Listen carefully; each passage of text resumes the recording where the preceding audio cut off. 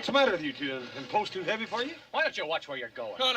He did it on purpose. First comes the tumbleweed, then the showdown at high noon. And then comes Bonanza, the western that outlived the Wild West itself. Running from 1959 to 1973, it wasn't just another cowboy show. It was the Cowboy Show. For 14 seasons, the Cartwright family rode across our TV screens, teaching lessons, wrangling cattle, and occasionally confusing us with some very weird behind-the-scenes choices. Today we're counting down 18 strange, surprising, and downright quirky facts about Bonanza, stuff even die-hard fans might not know. So saddle up and maybe drop your favorite fact in the comments before we hit the trail. The following program is brought to you in living color on NBC. Number 18.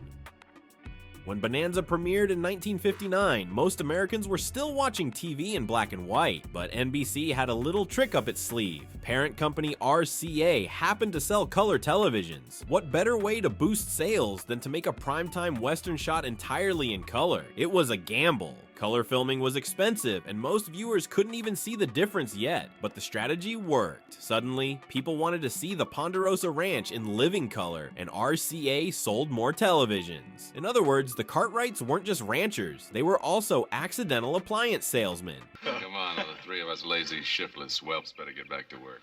Number 17. Ever notice that Ben, Adam, Hoss, and Little Joe rarely change clothes? That wasn't laziness, it was strategy. By keeping the characters in the same costumes, the studio could reuse stock footage without worrying about continuity. Need a quick horseback shot? Just recycle a clip from last season. It saved time, money, and headaches for editors. The downside? It looked like the Cartwrights never did laundry. Imagine spending 14 years on a ranch and never changing your shirt. At least Little Joe's green jacket became iconic, though we can only assume it smelled like horse, dust, and whatever stew Hop Sing was cooking. Where's my son? May I ask you, Mr. Cartwright? Number 16. Lorne Greene played the wise patriarch Ben Cartwright, but here's the twist. He was only about 13 years older than his on-screen sons. Pernell Roberts, Adam, was born in 1928, while Greene was born in 1915. That makes Ben old enough to be a father. Barely. By TV math, it checked out, but in real life, Greene could have passed as a slightly older brother. Still, thanks to his commanding voice, nicknamed the Voice of Doom from his radio days, nobody questioned his authority. Lesson learned. If your baritone is deep enough, Hollywood will cast you as the dad, even if you're still shopping for your first minivan. If our folks don't let us get together. Number 15.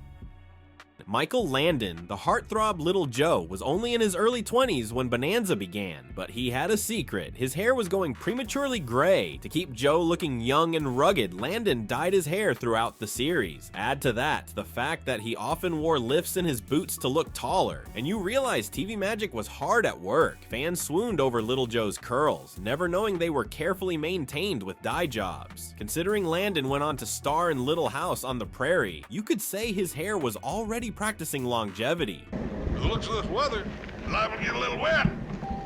Number 14. The Cartwrights lived on the massive Ponderosa Ranch, but if you try mapping it, good luck. Depending on the episode, the ranch stretched from Lake Tahoe to Carson City, basically covering half of Nevada. Sometimes it included areas that weren't even geographically possible. Writers treated the Ponderosa less like a ranch and more like a magical kingdom with elastic borders. Need a mining town nearby? Suddenly it existed. Need wilderness? Just expand the map. Fans who tried to piece it together quickly gave up. Let's just say the Cartwrights owned more land than the Louisiana Purchase. Give or take a mountain. You know who I am, then you know you're on the Ponderosa. Saddle up with the Cartwright family. Number 13. Producer David Dortort didn't just want another shoot-'em-up western. He imagined Bonanza as a frontier Camelot.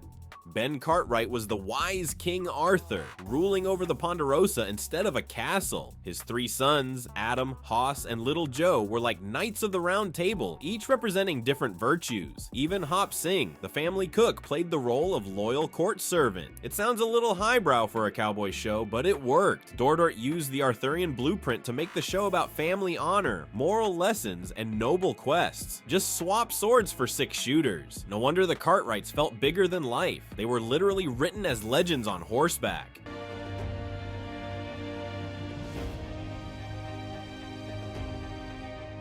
Number 12. While most westerns focused on cattle rustlers and saloon brawls, Bonanza wasn't afraid to get serious. Episodes tackled racism, anti-Semitism, slavery, domestic violence, and even environmental issues. Radical stuff for 1960s network television. Some stations in the South refused to air certain episodes because they showed the Cartwrights defending African-American characters or standing up against prejudice. Michael Landon often pushed for scripts that carried a moral message, even if it made censors nervous. For a show set in the 1860s, Bonanza managed to comment on the 1960s just as much. The Cartwrights weren't just ranchers, they were TV's version of moral watchdogs, using their horses to gallop right into America's conscience. You can't go in there. Number 11. Dan Blocker, who played the lovable giant Hoss, died suddenly in 1972 from a pulmonary embolism after surgery. The producers made a groundbreaking choice. Instead of quietly writing him off or pretending nothing happened, they acknowledged Hoss's death on screen. This was virtually unheard of in television at the time. Most shows replaced actors, ignored the absence, or invented convenient storylines, but Bonanza faced it head on. The loss was so heavy that the show itself only lasted one more season before ending in 1973. Fans still remember the shock of losing Hoss, both the character and the actor. In many ways, his death marked the beginning of the end for America's longest-running TV Western. Number 10. The fictional Ponderosa Ranch became so iconic that developers built a real-life version in Nevada near Lake Tahoe. Opened in 1967, the Ponderosa Ranch theme park featured replicas of the Cartwrights' ranch house and barn, plus live stunt shows and tours. The cast even filmed some episodes on location there, making the lines between reality and TV blur. Fans flocked to see where their favorite TV cowboys supposedly lived, turning Bonanza into both entertainment and tourism. The park operated until 2004, long after the show ended. For decades, families could literally step into the Cartwrights' world, minus the cattle drives, gunfights, and the occasional outlaw hiding behind the barn. Number 9. Everyone knows Bonanza's iconic instrumental theme, but what most people don't know is that it originally had lyrics. Written by Jay Livingston and Ray Evans, the words were even recorded by the cast. And let's just say, there's a reason they never made it to air. The lyrics were corny, awkward, and basically turned the Cartwrights into a singing cowboy quartet. Imagine Lorne Greene belting out, "We've got a right to pick a little fight, Bonanza." The producers quickly realized it didn't work and cut the vocals, leaving the galloping guitars instead. Good call. Otherwise, one of TV's most recognizable themes might have ended up sounding like a barbershop quartet on horseback. We're halfway through our ride across the Ponderosa, and I've got to ask, how many of these facts are news to you? Did you already know about the Cartwrights' never-changing laundry situation, or are you still trying to imagine Ben as King Arthur with a 10-gallon hat? Drop your favorite weird facts so far in the comments, and if you've got one I didn't cover, share it. I might rope it into a future video. And hey, if you're still watching, you probably like this kind of deep dive, so give that like button a tap. Hop Sing would approve.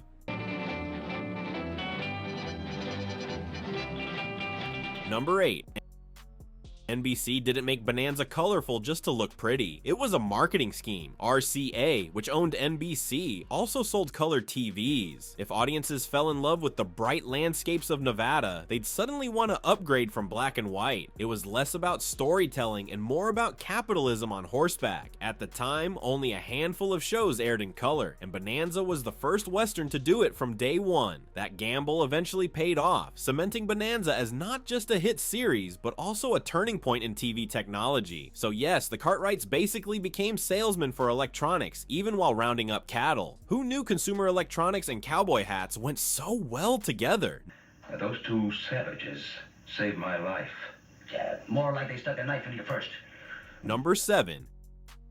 In the 1960s, not everyone was ready for Bonanza's progressive streak. Some stations in the American South outright refused to broadcast episodes that portrayed the Cartwrights defending minorities or siding against racism. In one storyline, Ben Cartwright backed a freed slave's right to live in peace. In another, the family defended Chinese immigrants. These plotlines seem tame today, but in their era, they were lightning rods. NBC often got angry letters demanding the show stick to Western action and leave the politics out, but that willingness to break the mold made Bonanza different. It wasn't afraid to mix six-shooters with social commentary, and while some stations balked, the show's massive audience proved that TV could teach as well as entertain. Don't fight it, Mr. Cartwright. Just ain't no use. Number 6. Set in the 1860s, Bonanza should have been a period-accurate Western. Instead, eagle-eyed fans noticed plenty of bloopers and anachronisms. Zippers on clothing, decades too early, firearms that hadn't been invented yet, even occasional background vehicles sneaking into outdoor shots. Continuity wasn't exactly the show's strong suit. Sometimes the mistakes were tiny, like a modern wristwatch flashing on an actor's arm. Other times they were glaring, like telephone poles in the background of Frontier, Nevada. But fans forgave it because the Cartwright stories carried more weight than nitpicking history books. Besides, what's a Western without a few tall tales? If the ranch occasionally had 20th century power lines, well, maybe the Ponderosa was just ahead of its time. Number 5. Few TV intros are as iconic as the flaming Bonanza map and galloping horses, but if you watch carefully across the 14 seasons, you'll notice the opening sequence wasn't always the same. Different arrangements of the theme music were used, new shots of the Cartwrights riding in were filmed, and even the burning map itself changed slightly over time. In the first season, Adam, Hoss, and Little Joe rode in on cue, but as actors left or the focus shifted, the sequence got re-edited. By the later seasons, fans had their favorite version of the intro. It's the kind of detail that reminds you how long the show lasted. When your opening credits need multiple glow-ups, you know you've had one heck of a run. Now, we told you to get off last month, McCall. We meant for you to stay off. Number 4. On screen, the Cartwright family looked like the perfect example of loyalty and harmony. Off screen, not so much. Pernell Roberts, who played Adam, grew frustrated with the show's formula and left after 6 seasons, often criticizing the lack of character growth. Michael Landon, while beloved, had a reputation for clashing with producers as he pushed for creative control, foreshadowing his later role as a showrunner on Little House on the Prairie. Even Lorne Greene occasionally butted heads with network execs. Still, the chemistry worked when cameras rolled, which is what mattered most. The irony? A show about family unity sometimes had more drama behind the scenes than in front of it. The Ponderosa wasn't just a ranch, it was a pressure cooker. Well, you just run out of luck. Number 3. When Dan Blocker died suddenly in 1972, Bonanza had a decision to make. Most shows of the era quietly replaced actors or wrote them out without explanation. But this time, the producers did something groundbreaking. They acknowledged Hoss's death directly. Instead of softening the blow with a convenient storyline, they allowed the characters and the audience to grieve. It was one of the first times a major network series admitted that death touched its fictional universe. For a show built on family bonds, losing Hoss felt like losing the heart of the Cartwright clan. Viewers couldn't imagine the Ponderosa without its gentle giant, and frankly, neither could the cast. Ratings dropped, morale sank, and just 1 year later, Bonanza ended. In a way, Dan Blocker's real-life passing became the symbolic sunset of the entire Western era on TV. You got it wrong. I ain't helping you. Oh, you're gonna help me, all right? Number 2. Here's a weird twist in syndication history. Some Bonanza episodes have slipped into the public domain. That means anyone can technically distribute them without paying licensing fees. Sounds great for fans, right? Except there's a catch. Many of these episodes lost their original music, including that galloping theme song, because the rights weren't renewed. So instead of the thrilling Bonanza guitars, some versions play over completely generic stock music. Imagine watching the Cartwrights ride across the Ponderosa while accompanied by elevator jazz. It's surreal, and not in a good way. For die-hard fans, it's like someone swapped out your cowboy boots for flip-flops. Still, public domain status keeps the show alive in weird corners of the internet and budget DVD bins, making Bonanza both a classic and, at times, an accidental parody of itself. Hey, Hoss, loan me 20 bucks, right? Hey, second, I better make it 50. Number 1. If you thought Middle-earth or Narnia had confusing maps, try figuring out the Ponderosa. Over 14 years, the ranch's borders shifted like quicksand. 1 week, it stretched all the way to Virginia City. Another week, it reached Lake Tahoe. Occasionally, it swallowed up entire towns or mountain ranges that didn't exist anywhere near Nevada. Fans who tried to map the place ended up with something resembling a fantasy realm rather than a working cattle ranch. Some episodes even referred to Lake Tahoe as Lake Bigler, while others ignored geography geography altogether. The writers treated the Ponderosa less like real estate and more like a narrative playground. Need a river? It appears. Need a desert? There it is. The Cartwrights basically lived on a ranch with the world's most flexible zip code. If Hogwarts had moving staircases, the Ponderosa had teleporting landscapes. And that's our roundup of 18 weird facts about Bonanza. Which one surprised you the most? Was it the never-ending laundry day, the color TV conspiracy, or the Ponderosa's ability to teleport entire towns? Drop your pick in the comments. I'd love to see what longtime fans and first-time viewers find strangest.